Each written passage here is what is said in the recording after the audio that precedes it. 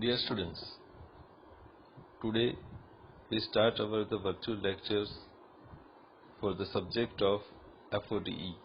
FODE means Fundamentals of Digital Electronics for the first semester Computer Engineering.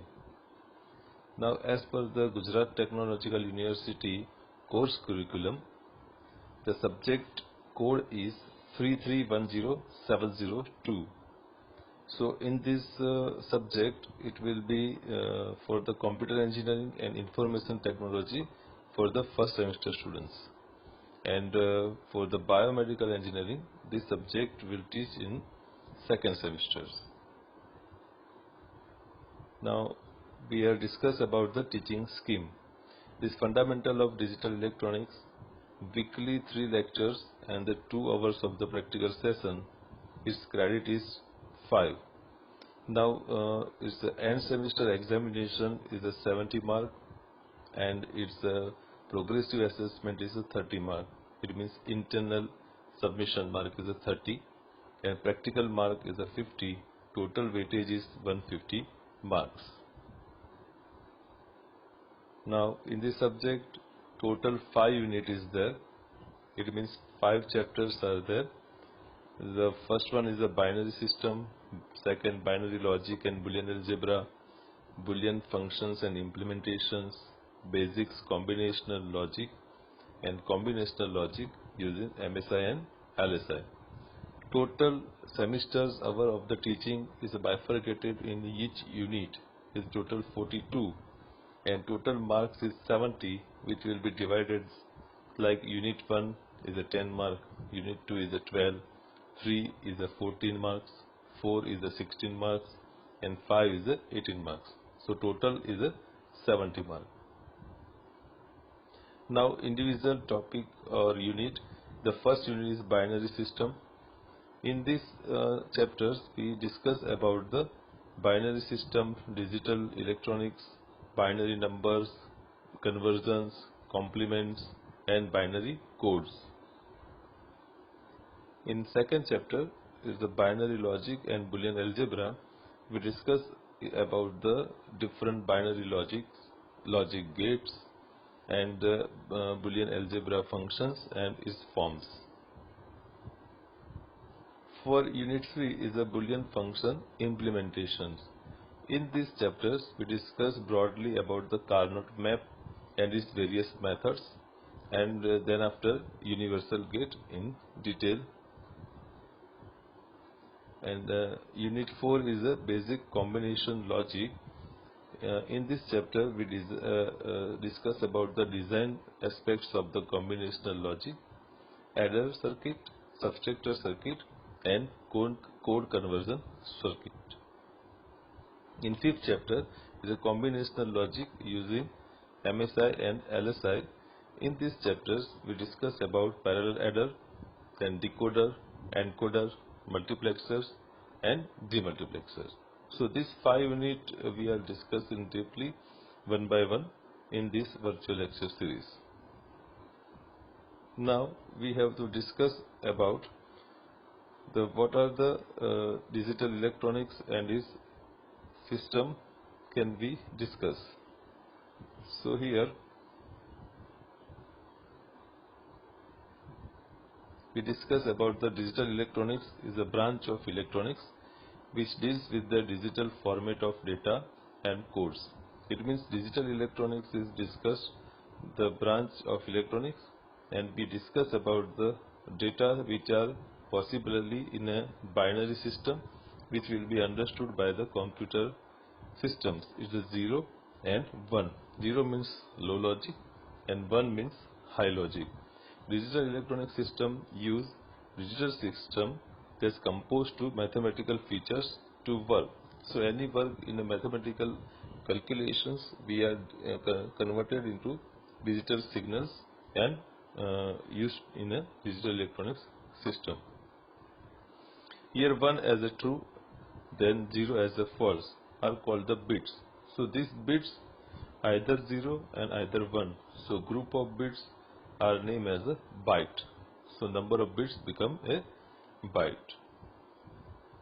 Digital electronic circuits are usually made from large assemblies of the logic gates. This will be discussed in the next lectures or the second unit for the logic gates. So this is made from the digital electronic circuit.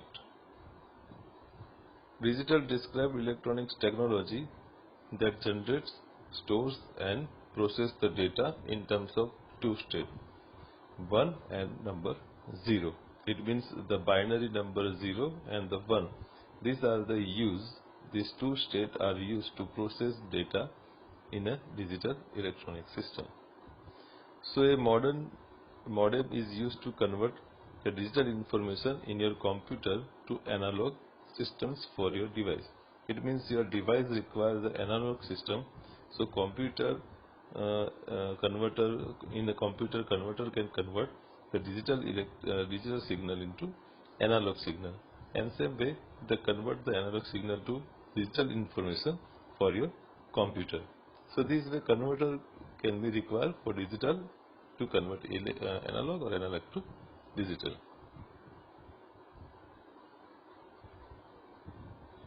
Now we have discussed about the analog versus digital. In analog signal, this is the continuous wave.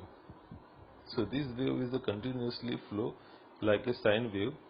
This way it will be flow smoothly, continuously they are working. So this is called as the analog signal. For example, an analog clock whose hand moves smoothly and continuously. So this our wall clock is the analog clock. This is the best example of the analog signal of continuous waves. And second one is the digital. It's a discrete waves. It means its wave is to be discrete in a high and low level or 0 and 1. So it is particular instant it will be changed. So this is timeline, and this timeline this will be changed particular time instant in a discrete form. For example, digital clock whose digits jumps from one value to the next value. So this is the example of the digital signals. Now we discuss about the difference between analog and the digital signal. So we have some topics or some points to be discussed about the difference. First is the continuous signal. Analog signal is also called as a continuous signal. Here digital is called as a discrete signal. Now analog signal can be affected by the noise. In here digital signals cannot be affected by the noise. And the next one is the analog signal accuracy is more affected during the performance or in a noise situation. Here accuracy is less affected. So devices which are using analog signals are less flexible, and here devices which are used in a digital signals are compared with the analog signal is very more flexible. Analog signals have a low cost, here digital signals have a high cost. It gives a observation error and it does not give a observation error. So these are the difference between analog signal and digital signal. So digital circuits will be helpful to make a logic gates, and then after the whole the requirement as per the process, it will be very much important for the study. Now from next lecture we start with the topic about the unit 1 binary system, and the topic is our binary numbers. So dear friends, we are start with the unit 1 and binary system chapters. The topic is binary numbers in the next lecture. Okay, thank you very much.